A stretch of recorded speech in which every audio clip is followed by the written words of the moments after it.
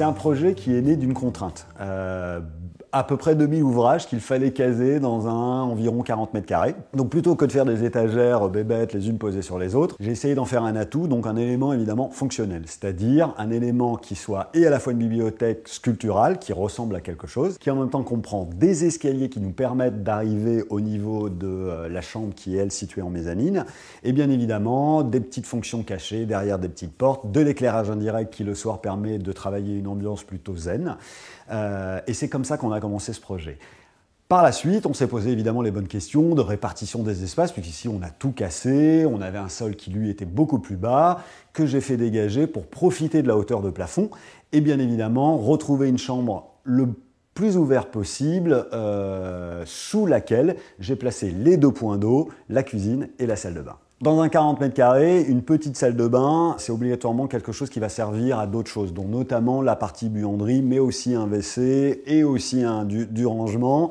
Puisque c'est une pièce qui ne donne pas sur l'extérieur, c'est une pièce aveugle, j'ai pas de fenêtre, donc j'ai créé une petite ouverture en verre sablé qui permet de faire passer de la lumière naturellement dans l'espace de la salle de bain, afin d'éviter d'appuyer tous les 2 minutes sur le bouton. Et puis après on y a casé un bloc douche type fausse douche à l'italienne. La salle de bain est adjacente à la partie cuisine qui elle est complètement ouverte par contre sur la partie salon, salle à manger. Elle n'est pas faite juste pour être belle, mais pour aussi pouvoir réellement donner la possibilité de cuisiner, mais aussi d'y placer tout l'électroménager dont on pourrait avoir besoin dans une cuisine. Dans cette petite cuisine, j'ai créé sur la crédence des petites niches pour encore des livres, mais là des livres de cuisine, des livres de recettes. Ce qui m'intéressait, c'était bien évidemment de travailler une bibliothèque sculpturale et qui soit en même temps fonctionnelle de par sa première destination, y ranger des ouvrages, faire grossir aussi sa collection de livres. C'est aussi ce qui a permis de dissimuler tout le système technique d'accroche de l'escalier flottant, puisque la bibliothèque vient dissimuler tout notre système. Alors l'escalier, bien évidemment, commence au niveau du rez-de-chaussée, au niveau de la porte d'entrée, qui se trouve derrière moi avec une volée d'escalier, arrive à ce niveau-ci qui est donc le premier étage et va terminer en haut de la mezzanine qui, elle, est la partie chambre de l'appartement.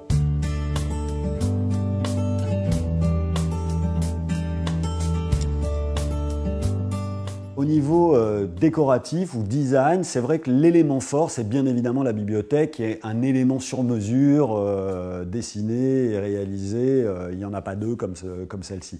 Par contre, la partie rangement que vous voyez dans l'espace salon, elle est d'une composition d'éléments qu'on trouve dans la grande distribution. Et au lieu de les placer de manière bébête, eh bien, je les ai décalés du sol. Ils ne touchent pas le sol, ils ne touchent pas le plafond. Et puis, il y a un jeu dynamique. Il y a eu un vrai travail sur des couleurs assez sobres, mais quand même se rouille dans mon dos et assez péchu. Et puis, de l'accessoirisation. Il y a du mobilier d'un petit peu de toutes les époques. Et c'est ce qui donne une impression de vie dans cet appartement.